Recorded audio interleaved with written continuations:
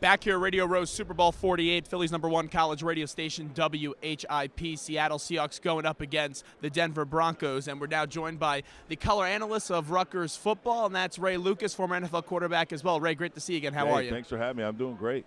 Well, let's get into that Temple-Rutgers game a little bit because I was doing the play-by-play for our station, and that was one of the toughest losses, and I've seen many tough losses in my 2 years covering the Temple football team, but that was a game they had, they should have won, and they blew it. And right at the end, too, and it was one of those games where in the press box, being from Rutgers and playing there, I had, I have to be poised because, I'm still Jersey, and sometimes profanity slips out of my mouth.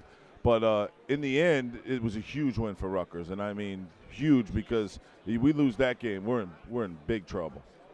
Can you see that becoming – I know they just signed the contract to play the games of a 4-game series. Can you see that being a big rivalry, Rutgers and Temple? It always was when I played. It was always a huge rivalry. I mean, going back to the Philly Stadium where if you fell down, you had a burn, third-degree burn, where the pitcher's mound came up and stuff like that. It was always a rivalry. And the fact that they signed that agreement because we're so close and there's, we chew kind of the same fat, so to speak, yeah, I do think it could become a big rivalry game, and especially going into the Big Ten where we're going to see some powerhouses coming in. It's always been that way, Rutgers and Temple, and I think it will continue. I've talked to Kyle Flood a bunch of times. He's a great coach, very fun human being to be around and have on the show. Matt Rule, we talk to him on a daily basis as well. And this Temple team, they played a lot of close games this year, and they just couldn't finish. When you have a young football team like that with a lot of freshmen and sophomores, how do you kind of send that message to finish out those games? Because they almost beat UCF this year. They had them down to the wire minus a miraculous one-handed catch. Well, again, we look at what the secondary for Rutgers was. We had a lot of guys go down injured, and a lot of guys, true freshmen, played when they weren't ready to play, and I think it's going to pay dividends because they've seen so much game action. They're only going to get better next year, and you could look at it the same way. When you have a young team, the best part of having a young team is the fact that they don't know when the game is over. Like, you could be down 20 points, and they're thinking, well, we could come back. Why? Because of the youth. They're coming out of high school where any game that they played in, you could come back and beat anybody if you just focus. And, having a young team to me is more beneficial than having – and I don't mean this in the wrong way, a bunch of old vets that, okay, it's down 20, and then they pack it in and, let's take our cleats off and put them in the box and get out of here. The younger teams have a tendency to always think they could come back, and that's exactly what Temple did this year. There was times where, but the only problem with having a young team, they don't have the killer instinct yet because they don't have the experience to say, okay, now we have to step on this guy's throat, this team's throat, and get out of here. And they have a special player in P.J. Walker, the quarterback from Elizabeth. I mean, he could do a lot with his legs and also with his arm. Well, he's a complete total package, if you ask me, because, any defense coordinator in college footballs nowadays, you see these guys getting out of the pocket and extending plays. The best thing about Walker is he throws very well on the run. So you can't just say, okay, I'm coming up because I see him out in the flat. You got to almost – it's like a catch-22. Do I go forward or do I hang back? And he's going to kill you either way. I've known the guy ever since I've been 1 year old, and that's your radio broadcast partner in Chris Carlin. Yes. How do you survive a game with Chris Carlin? Because I got there to the stadium this year, which is a beautiful stadium. Never been at Rutgers, and he's talking about the food that I got to get in the press box, and he actually directed me in the wrong way where I was in the new AD's press box stealing her great food. Oh, fantastic! It was great. Oh, I mean, it's a little different food in that room over there. Yeah, they got the goodies. They got the chicken tenders and the little mini burgers and stuff like that. Yeah, I mean, Chris Carlin to me is not a colleague. He's kind of more like a brother to me. When I first started doing Rutgers, play-by-play and color are two totally different things. And, doing radio to me, I've been doing TV for 6 years. The radio is 10 times harder because there's no fill. You got to fill everything. I remember the first time I did ESPN, they wanted me to talk about baseball and stuff. So I go home and do my study, and I make 4 pages of notes, which I read in 8 minutes. And it was a 20-minute segment. So I'm sitting there like, oh, my God, I got to text my boys. Tell me something. So radio to me is something that Chris Carlin has brought me, and I'm getting better every year because of Chris Carlin. The only problem I have with Chris is he's got the friggin' window open every game. And when we're getting to December and January, I mean, he's killing me.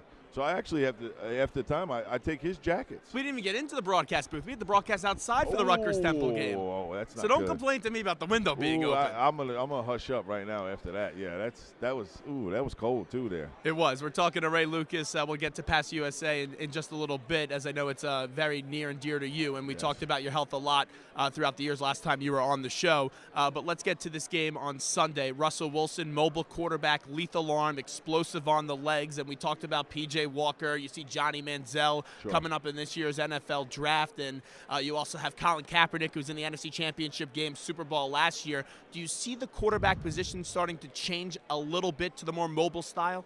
Well, again, I mean, if you look at what RG3 did this first year and what he did the second year. That's the big problem, health. Now, here's the thing, too. You know, these guys on defense are getting bigger, faster, and stronger, where these quarterbacks are not built to run into a 240-pound linebacker, 310-pound defensive tackle.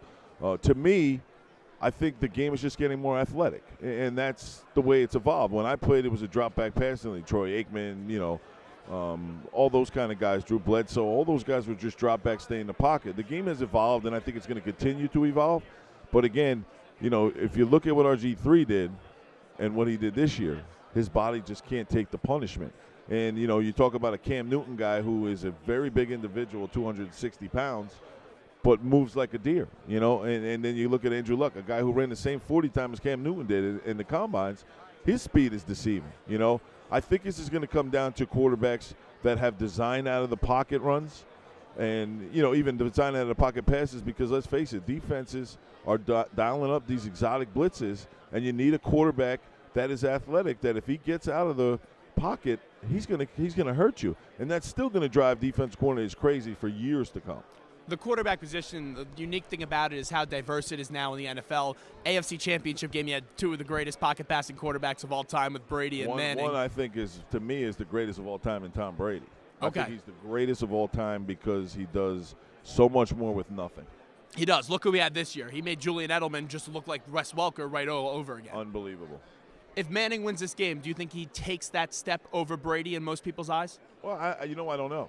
I know somebody's got 3 Super Bowl rings and somebody's got 1.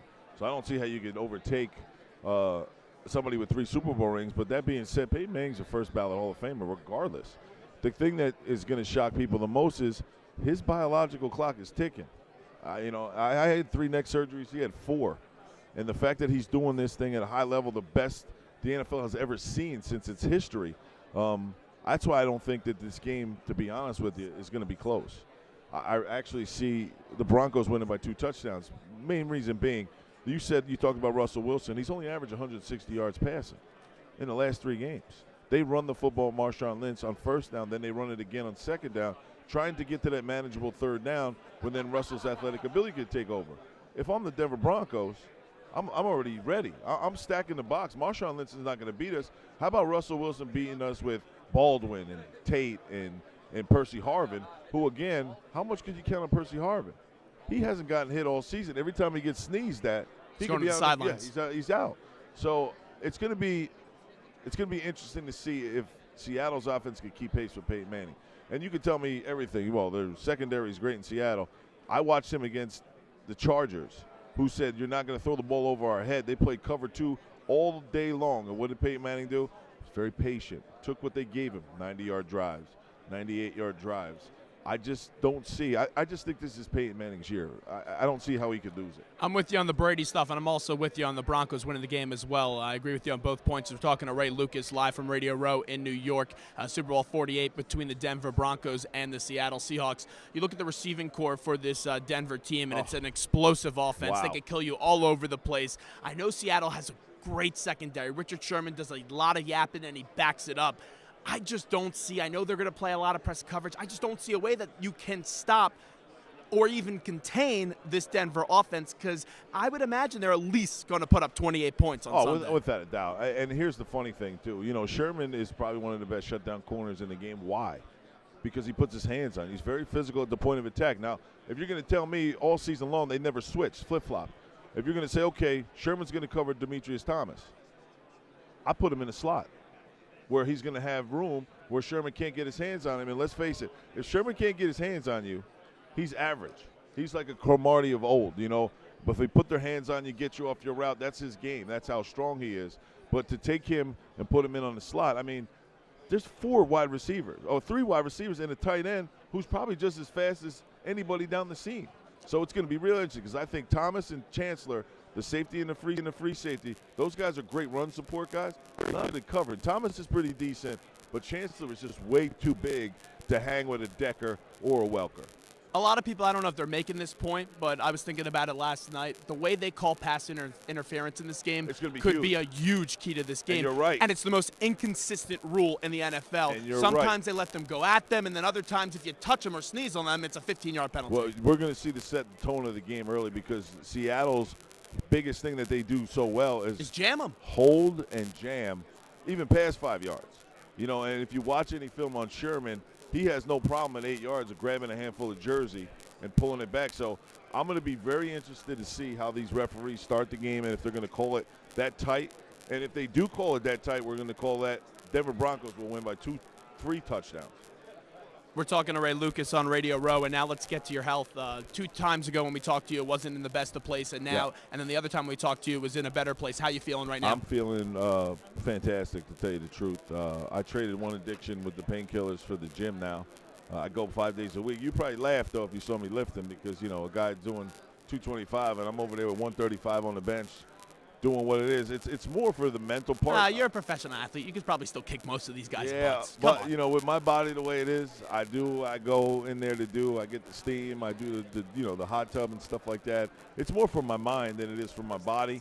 But again, you know, my story is still relevant because now instead of having just me and Randy Grimes that past help, there's 20 guys now that we've all helped. And I mean, from everything to a rehab facility to our own Hall of Famer, Dave Robinson, you know, played for Lombardi, came in for a knee, found out he had prostate cancer, saved his life.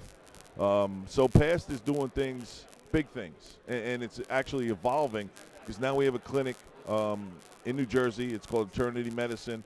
I took the test. It's a 180 blood marker test where I found out my arteries were hardening, that I was pre-diabetic, that my thyroid wasn't working, that my testosterone was in the toilet. And this is all instead of reacting after the fact. This is start of the preventative medicine to make sure my life goes on. So I'm on a high dose of fish oil and ginseng and all this stuff. It used to take me 45 minutes to get out of bed. The last time we talked, I can get out of bed in 20 minutes, sometimes even faster. There's no more slapping my legs so I can feel them again and stuff like that.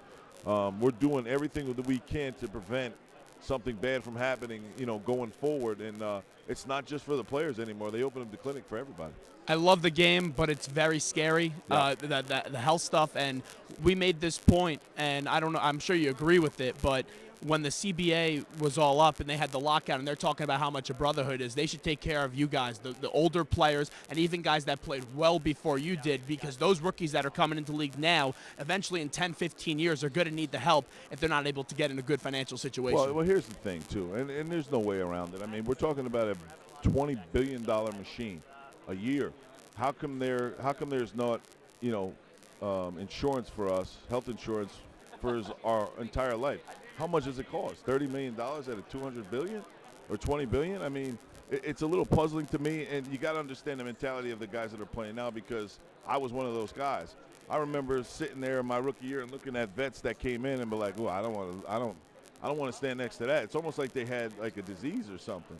And every player cannot make it to the top of the ladder in the NFL thinking that he's going to be sitting where I'm sitting. But the harsh reality is 90% of them will be sitting where I'm sitting at some point in their career, after their career is over. It's passusa.com, and last one are on the way out because I know you got to run. When you retire, what's the toughest part of retirement that first year in when you deal with everything going on? Some players, they get on television, some do radio, they do other things to still stay in the game. But what's the toughest part about retirement when you walk away from the game? Well, the first part is when they hand you the garbage bag and say, clear out your locker. Wow. And, you know, that's it. Have a nice day. Nobody comes down and shakes your hand or anything. Put all your stuff in a black garbage bag and hit the road. Kick some rocks out there.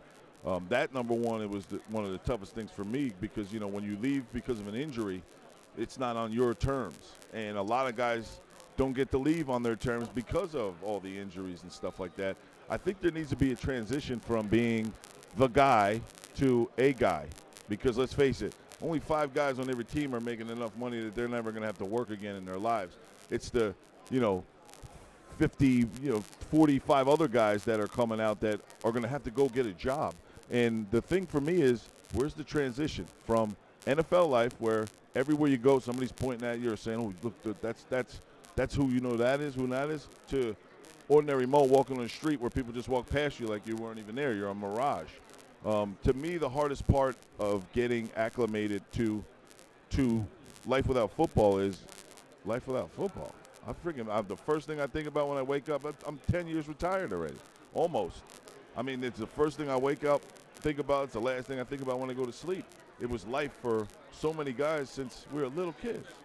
And when it's taken away from you, just think about it. If your cell phone's taken away, you lose your mind for a half a second. Imagine a life-changing event like it was to get to the top of the mountain and say, wow, I was one of the best athletes in the world for 8 years. Holy cow. You don't expect that because you can't appreciate what you're doing. It's a job. You're getting up and you're going through the motions. I wish I would have enjoyed it more when I was playing. It's PassUSA.com. Ray Lucas, thanks so much. We appreciate it. Check out the Gridiron, Casualties of the Gridiron. My story is on it. It's raw and it's in your face. You just go to PassUSA.com and click on that thing. You're going to see about 7 different players that Pass has helped and saved their lives. Thanks for having me. I appreciate it, guys.